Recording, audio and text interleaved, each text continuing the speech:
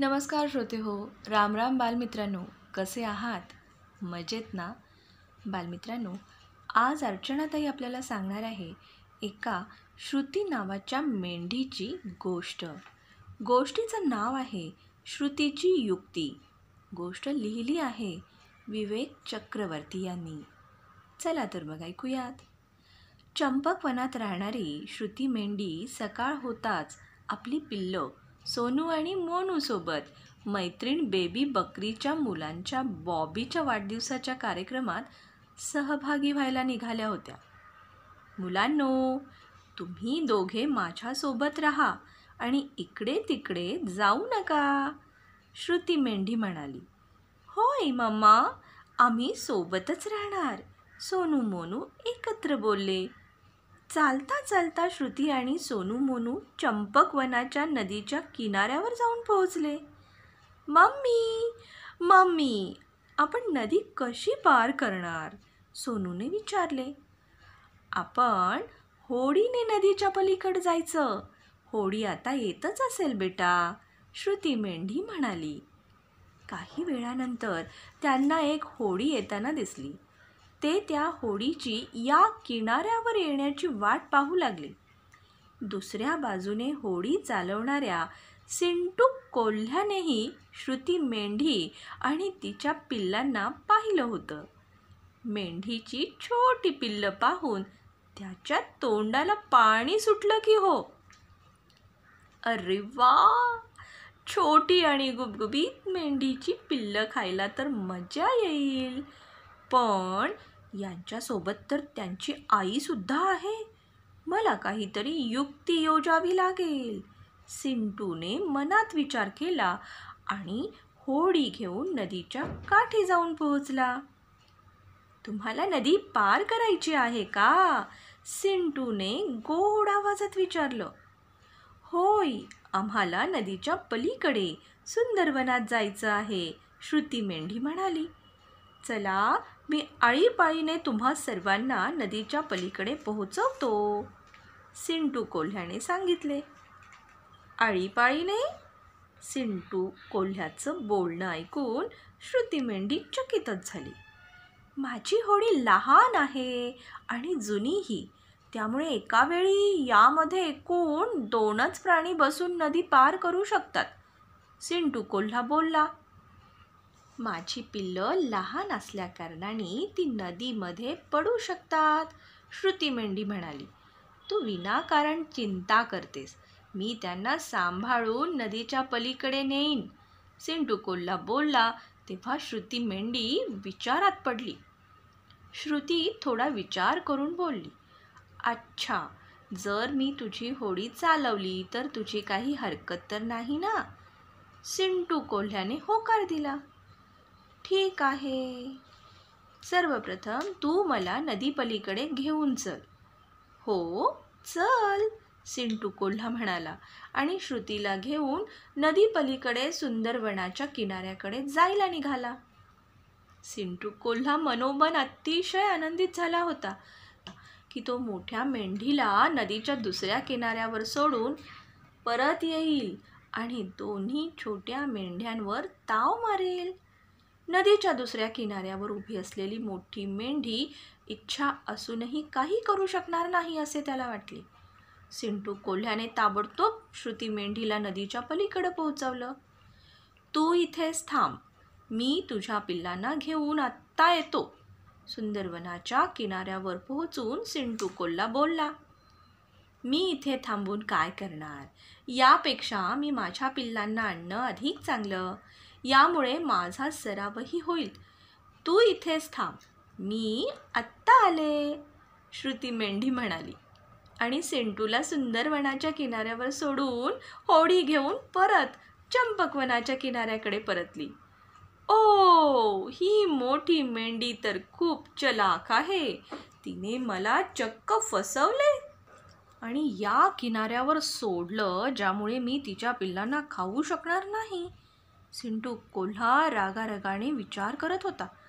तोपर्यंत श्रुती मेंढी होडी घेऊन चंपकवनाच्या किनाऱ्यावर आपल्या पिल्लांकडे पोहोचली होती. तिने सोनूला होडीत बसवलं आणि त्यांना घेऊन पुन्हा सुंदरवनाच्या किनाऱ्याकडे जायला निघाली. आता येईल मजा. ही स्वतःला खूप चलाख समजते, पण आता ही काहीच करू शकणार नाही. जशी ही आपल्या या पिल्लाला इथे उतरवून आपल्या दुसऱ्या पिल्लाला घ्यायला जाईल, मी तिच्या पिल्लाला खाऊन टाकेन. सिंटू कोल्हा आनंदित होऊन विचार करत होता. तोपर्यंत श्रुती आपल्या पिल्लाला घेऊन सुंदरवनाच्या किनाऱ्यावर आली होती. उफ, होडी चालवणे ही खूप कठीण काम आहे. मी तर थकून गेले बाबा, श्रुती थकलेल्या सुरात म्हणाली. मी तर तुला सांगतच होतो की तू इथेच थांब. मी जाऊन पिल्लांना घेऊन येतो म्हणून, पण तूच माझं म्हणणं ऐकलं नाहीस. सिंटू बोलून गेला. सिंटू कोल्हा आता आनंदित होता की जर मोठ्या मेंढीने त्याला सुंदरवनाच्या काठावर थांबायला सांगितलं तर तो इकडे उभ्या असलेल्या छोट्या पिल्लाला खाणार, आणि जर त्याला दुसऱ्या पिल्लाला आणायला चंपकवनाच्या किनाऱ्यावर पाठवलं तर तो दुसरीकडे जाऊन तिकडे उभ्या पिल्ल्याला खाणार. सिंटू कोल्हा ताबडतोब होडीत जाऊन बसला, पण तो होडी चालवण्यापूर्वी श्रुती मेंढीसुद्धा होडीत बसली. हे पाहून सिंटू चकित झाला. तू सुद्धा माझ्यासोबत नदीच्या दुसऱ्या किनाऱ्यावर येणार आहेस का? सिंटू कोल्ह्याने चकित होऊन विचारलं. तेव्हा श्रुती मेंढीने होकारार्थी मान डोलावली. परंतु मग 3 प्रवासी तिकडून इकडे कसे येणार? याचा विचार तिकडे जाऊन करू. मला होडीतून फिरायला खूप मजा येते, त्यामुळे मी सुद्धा तिकडे जाणार, श्रुती मेंढी म्हणाली. तेव्हा सिंटू कोल्हा दात ओठ खात होडी चालवू लागला. काहीच वेळात ते चंपकवनाच्या किनाऱ्यावर आले. आता काय करायचं? सिंटू कोल्ह्याने त्रासलेल्या सुरात विचारलं. असं कर भाऊ की तू इथेच थांब, मी मोनूलाही नदीपलीकडे पोहोचवून येते, श्रुती बोलली. तेव्हा सिंटू गोंधळला आणि त्याला आपली योजना धुळीत मिळताना दिसली. तो जर तर करत राहिला, परंतु श्रुती मेंढीने त्याचं काही एक ऐकलं नाही आणि मोनूला घेऊन होडीने सुंदरवनाच्या किनाऱ्याकडे निघाली. श्रुती मेंढीने मोनूला सुद्धा सुंदरवनाच्या किनारी सोनूजवळ सोडलं आणि होडी घेऊन परत चंपकवनाच्या किनारी सिंटू कोल्ह्याकडे परतली. बस भाऊ, आता तू मला नदीपलीकडे पोहोचव, म्हणजे आम्ही सगळे नदीच्या पलीकडे असू, श्रुती मेंढी आनंदाने म्हणाली. जर तू मला तुझ्या दुसऱ्या पिल्लाला आणायला इथे पाठवलं असतंस तर तुला विनाकारण एक फेरी मारावी लागली नसती. आपली योजना वाया गेलेली पाहून सिंटू कोल्हा रागाने बोलला. हे खरं आहे की शेवटी स्वतः माझ्या पिल्लाला नदीपलीकडे नेल्यामुळे मला एक फेरी अतिरिक्त मारावी लागली, कारण मला तुझी होडी परत करायची होती. पण जर तू माझ्या पिल्लाला घ्यायला आला असतास तर तो नदीपलीकडे पोचला असता की आणखीन कुठे, काय माहिती, श्रुती मेंढी बोलून गेली. तेव्हा सिंटू कोल्हा मात्र संकोचला हो. त्याला कळलं की मोठ्या मेंढीला त्याचा हेतू समजला होता, त्यामुळेच ती असं वागली. सिंटू कोल्ह्याने श्रुती मेंढीला नदीपलीकडे उतरवलं आणि तिच्याकडून नदी पार करण्याचे पैसे घेऊन परतला. तो मनोमन मोठ्या मेंढीच्या सुज्ञपणाची प्रशंसा करत होता, जिने मोठ्या हुशारीने आपल्या पिल्लांना नदीपलीकडे पोहोचवलं होतं. काय बालमित्रांनो, आवडली का गोष्ट?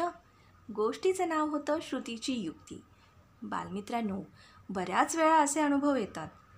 मेंढीच्या पिल्लांना आणण्याची सिंटू कोल्ह्याची किती धडपड होती, पण ती कशासाठी होती?